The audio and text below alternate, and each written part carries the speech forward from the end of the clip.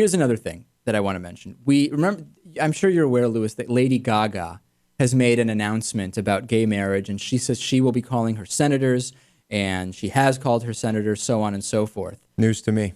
Well, I know you may not be too keyed into it, but we thought it would be funny because Lady Gaga to me is just very funny, and I don't demean what she's doing at all. I agree with the message, but to me, Lady Gaga doing anything is just funny. She has the whole Madonna fake English accent thing starting to go. She's starting to ramp that up.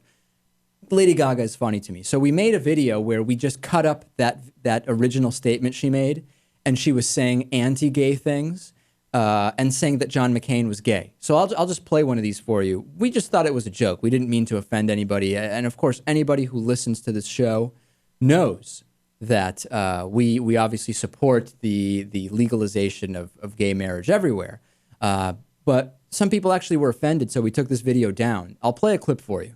The entire video is on our members' podcast. Senator McCain prevents gays from serving openly in the military. All right, so it's clearly cut up. It was just a joke, but some people thought we were for real, so we took the thing down. It is on the membership podcast, though, midweekpolitics.com/membership. I don't think there was anything offensive about it, Louis. I mean, I think Lady Gaga, I mean, come on. We're just having a good time. Right, as long as you can tell that it's supposed to be a joke, what's the harm? Well, you can't get into the heads of every listener. Something that clearly is not a joke, though, is Sharon Cooper, representative from Georgia. She was interviewed by Cenk Uygur from the Young Turks, who's going to be joining us soon, actually. Cenk is a friend of the show, and he's going to be calling in an upcoming show. He was talking with Sharon Cooper about financial stuff, okay? And she brings up just all of a sudden that Barney Frank and his partner have something to do with what's going on. It was really bizarre. I'm going to play this for you. And Cenk, rightly so, calls her out about it. It's very weird. This is very weird. Just take a look and listen to this. When they started saying, I mean, bankers were pretty conservative. Think about this. And if you couldn't pay for a home note, you didn't get it. And all of a sudden, Barney Franks and his person that he lives with, or his lover at the time, who ran Fannie Mae, and I have no... Anyway, who ran Fannie Mae, all of a sudden Congress is saying, let's give people, basically, who cannot afford loans, let's make the banks set up and do things that they shouldn't be doing. Like. Okay, Representative Cooper, I got to stop you on two counts. Number one, you said you don't want to talk about social issues, and then you throw in Barney Frank's lover into this conversation about finance. I have no idea why you did that. I mean, actually, I do know why you did that. I do know why you did that. And you know why you did that. I have no problem with Barney Frank. One of my best friends is gay. I'm one of those Republicans who doesn't get on that, but that's who... Except for when you just did. Well, except that... Why did you... Okay, you know what? I'm going to stay on that point. Why did you bring up his lover in the middle of this conversation? Because it would be like somebody else in Congress giving it and working to do something that would benefit their mistress or their wife that ran the bank. But wait a minute. What does that have to do with the banks? I don't get it. Because, well, no. All right, so we can see where this is going. She gets completely mush-mouthed. She goes with the old faithful that Barney Frank is one of my best, or gay people are some of my best friends, which is a classic, Louis. We're familiar with that one. We love that one. And then she goes into the mush-mouth, Sarah Palin type nonsense. Incredible. And last story on gay rights and don't ask, don't tell. This is amazing. 2 Georgia men. I'm not making this up. Not to sound like Jay Leno, but I'm not making this up.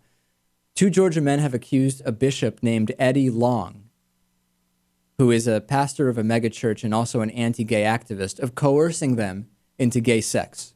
An anti-gay activist named Eddie Long is in trouble for gay sexual advances. His name is Eddie Long.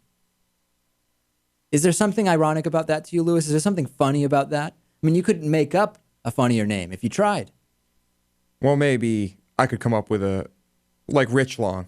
Right. That would be pretty funny. I see where you're going with that. Yeah. On a serious note, it's becoming more and more clear that the more anti-gay you are, the more actively gay you seem to be behind closed doors. No, I mean, it's one time after another. It seems that way. We've got Peter LaBarbera taking pictures at gay leather fetish festivals. I don't even know what they are. Peter LaBarbera is an expert on them. We've got the guy on Oprah, and his name escapes me now. All the time. Going on there and saying, well, he's not gay, but he engages in gay acts, and he has temptations. It's the American Beauty syndrome. It's amazing. We'll take a break. Coming up, we'll talk about Christine O'Donnell. We'll take your phone calls, 413-586-1750. on the live stream. Thanks. This is Midweek Politics with Dave Pakman.